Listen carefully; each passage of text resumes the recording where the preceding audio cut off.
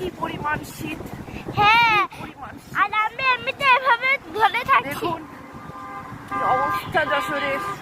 আমরা সার্কিট হাউসের সামনে দিয়ে স্কুলের দিকে যাচ্ছি। কত মিনিট হলো? 3 মিনিটের বেশি করে না।